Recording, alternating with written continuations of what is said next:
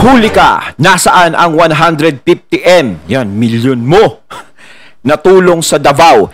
Di ipakita sa media na sampal sa tulong ni VP Sara. Ito na naman ha, MM na naman to.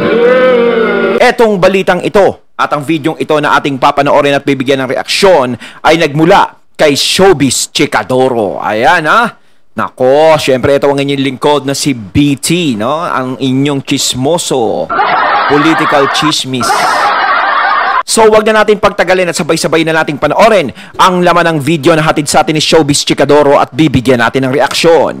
Pasok! Hindi maiwasan ng mga netizens na maalala si Mar Rojas, ang dating DILG Secretary ni former President Noynoy Aquino, ang sinabi nito noon sa Yolanda ng tila, sermonan nito ang mga Romualdez at sinabing, "Remember that you are a Romualdez and the President is an Aquino."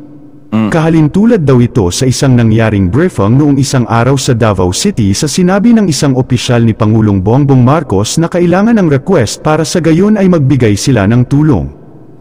Kung hindi aniya sila mag-request ay lilipat na sila sa ibang lugar upang doon naman mamahagi ng reliefs. Tanong tuloy ng mga netizens, ito na ba ang bagong Pilipinas?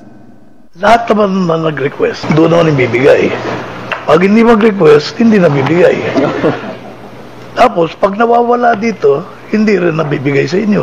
Kung wala kayo, we have to go to the next who's there, di ba? So, yun yung nangyayari. Sa makatuwid, kailangan pang magmakaawa ng mga Pilipino sa mga politiko na bigyan sila ng tulong sa oras ng kalamidad.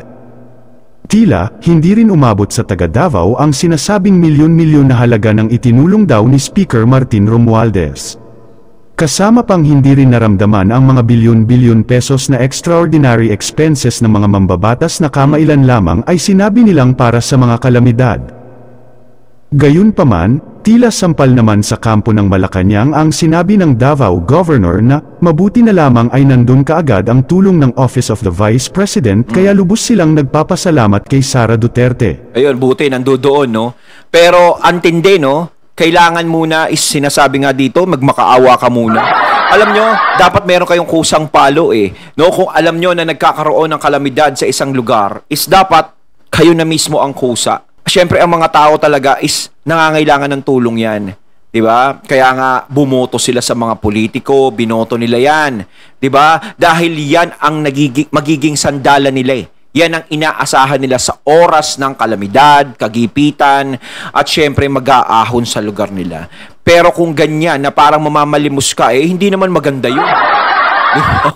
But like what happened in Davao del Norte, minsan kasi may hindi po nakarating sa province, pero na-distribute, iba naman ang nag-distribute. And gusto po ako mag-thank you po kay Ma'am Inday Sara na quick response po, nagbigay kagad siya ng support doon sa Davao del Norte. Ayun, no? Thank you so much po, Ma'am. Yeah. Ang OVP na binawasan ng pondo ng Kongreso at binigyan ng samot-saring tanim korupsyon ng mga makakaliwang mambabatas tulad ni Franz Castro, ay ramdam ang bilis ng pagtulong. Samantalang ang mambabatas na ito ay kahit kailan di mo makikitang tumutulong sa mga nasalanta ng kalamidad. Samantala, naglatag naman ng datos ang well-known foreign and public relation expert na si Sas Sasot na nagtatanong bakit 254 lamang bawat pamilya ang pinamigay na tulong sa Davao pero sa ibang lugar na hindi naman napuruhan ng pagbaha ay sobrang laki. Ayon sa caption nito sa kanyang post ay, "Given this data, in Bukidnon, each household gets 30,769. In Davao del Norte, each household gets 254 pesos each. Why this mathematical inequality, Bongbong Marcos? Please explain." Ayon naman sa komento ng influencer na si Joy Cruz ay, "I understand the bureaucratic aspect of handling disaster response where the LGU make a request so the national government take a proper action. Okay yang may proseso, kung fair kayo. Pero inappropriate po talaga sa public briefing na sabihin na kung wala kayo doon, di kayo masasama." BBM, Win Gatchalian and Anton Lagdameo's remark are insensitive, distant and patronage politics in full display. It is giving me Yolanda vibes, TBH. Check on them, ilang araw na silang nagsasuffer dun tapos gusto nyo pa request eh, mga kaalyado nyo lang naman pagbibigyan nyo. Di nyo pwedeng i-deny yan kasi si Martin ay may 150 million pesos na agad para umepal. Nasilip tuloy ang 150 million pesos na ipinagmalaki ni Speaker Martin Romualdez kung saan nakarating. Samantalang itong OVP na walang pahayag sa halaga ng pera na itinulong ay naramdaman talaga ng mga taga Davao. Panuuri ang full video para sa iba pang detalye na magsisimula naman pagkatapos ng maiksing intro. Yun ang maganda ron sa ginagawa ni VP Sara. Silent siya, silence. 'Di ba? May kasabihan nga tayo, ang taong tahimik, huwag mong bibiruin yan. Hindi talaga. No, hindi niya ipinapakita yung ginagawa niyang pagtulong. Pinababayaan niya na lang yung mga tao mismo ang maka-appreciate sa ginagawa niya. Hindi niya na kailangan gumawa ng mga tarpaulin, hindi niya na kailangan ipangalandakan yung mukha niya, hindi niya na kailangan ipangalandakan kung ano yung tulong na ibibigay niya. Siya, kusa lang ang ginagawa niya talaga. Ngayon, nasa sa tao na lang kung marirecognize mo pa ako o hindi na. 'Di ba?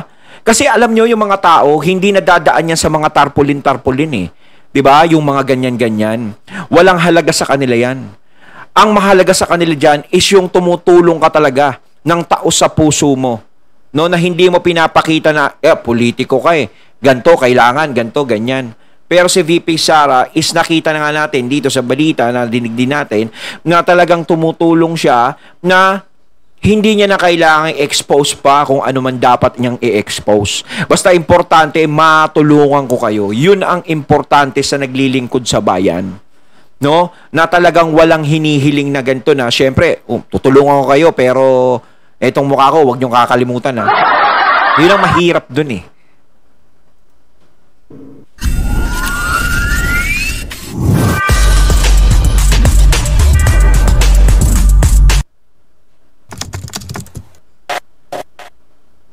Kasi kayo talagang nakakaalam. I mean, the national government is only here to support you with all of this. But you have to make the request to us para naman mabigyan natin ng tulong.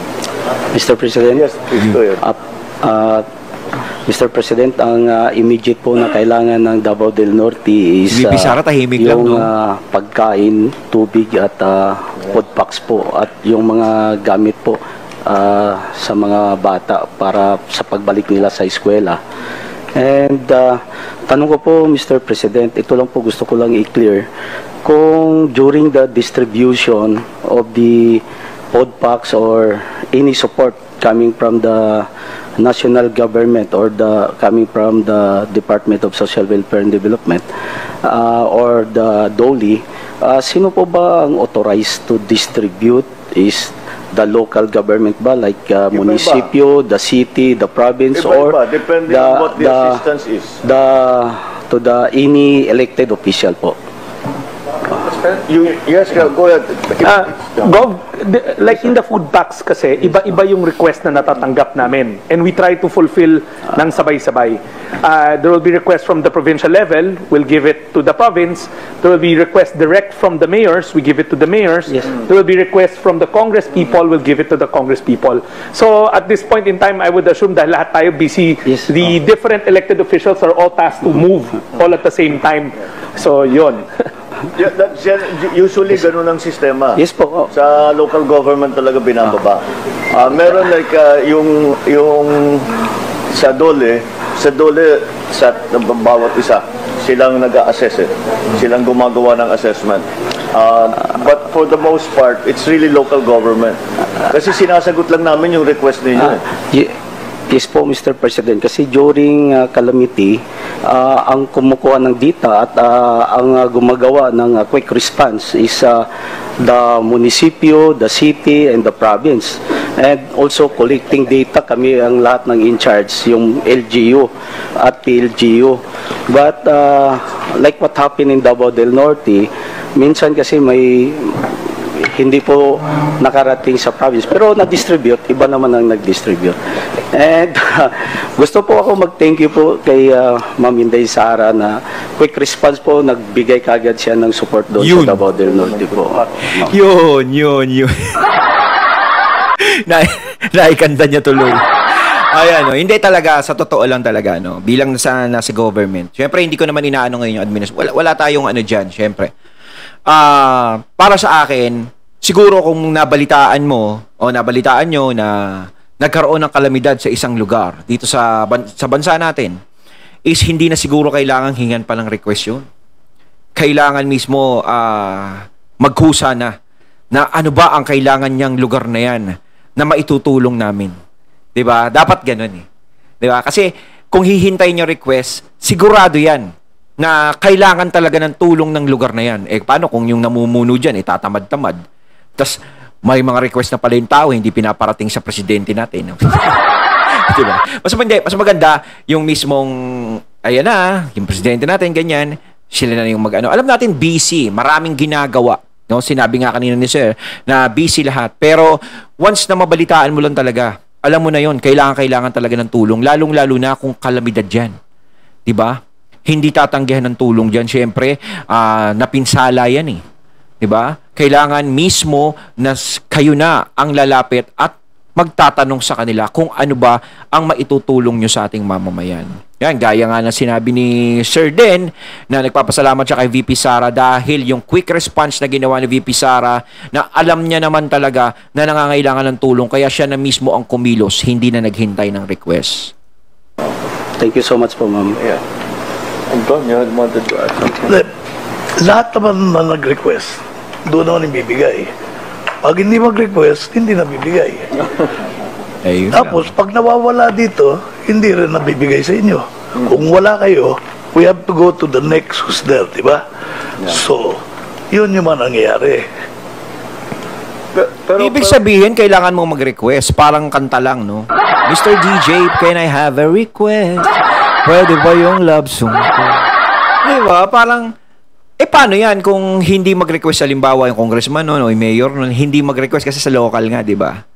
Hindi mag-request, hindi tutulungan yung lugar na yun. Diba? Binaha, naglubugan, ang daming nangangailangan, daming naguguna, wala ng bahay, ganito. Ibig sabihin, pagtatamad-tamad yung mayor nun, hindi magbigay ng request, wala na, gutom na. Parang, syempre, wala kaming pakialam dyan, kahit binahayan, kahit na-ondo yung mga yan, wala kaming ganun, parang ganun ba yun? Diba? Dapat is nakikita yan eh. Calamity yan. Kailangan quick response talaga. Kaya yung sinabi naman ni Sir, yung katabi nga ni PBBM na, okay, wala kayong request. Kapag walang request, hindi sa iba na. Di wow. Napakamot ako ng ulo dun, Sir, ha? Ikaw, ha? Pero mostly, LGU talaga. LGU talaga. So LGU, yung magbibigay ng request sa kanila, sa presidente para makarating. The national government cannot do this by itself. As I said, we support you with cash. So ang pinaparating ni PBBM dito, na hindi naman talaga mamomonitor ni PBBM lahat-lahat to sa buong bansa natin, kundi yung mga LGU, no, yung mga mayor ang magsasabi. No, pero siguro naman kung kung pumutok naman yung balita na yun na talagang napinsala ang isang lugar na ganito, syempre malalaman na yan. Yung TV nga alam eh. Yung mga reporter yung sa balita.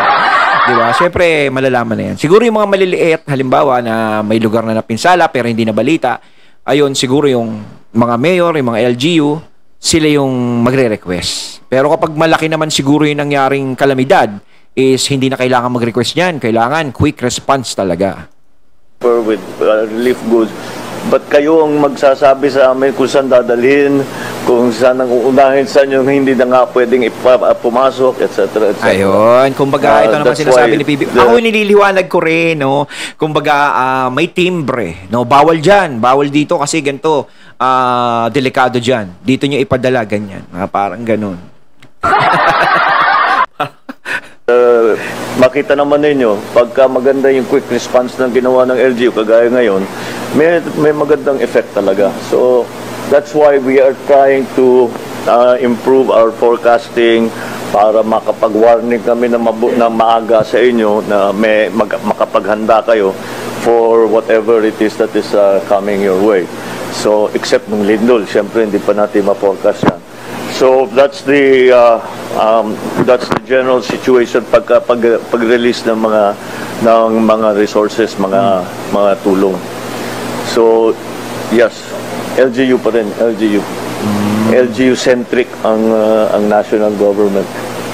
All right. Is there anything else that anybody... Ayun, at ating natunghayan ng video na nagbula kay Showbiz Chikadoro at syempre natunghayan natin yan si PBBM, si VP Sara, tsaka yung iba dyan. Ayun, kayo mga katunay, anong masasabi nyo tungkol dito sa video ito na binigyan natin ng reaksyon? No, kailangan pa ba na ganito, ganyan, ganyan, ganyan? Narinig nyo naman siguro, alam nyo na yun. Comment na lang kayo sa comment box mga katunay kung sakasakali. So once again, I'm BT and I'm out. Peace.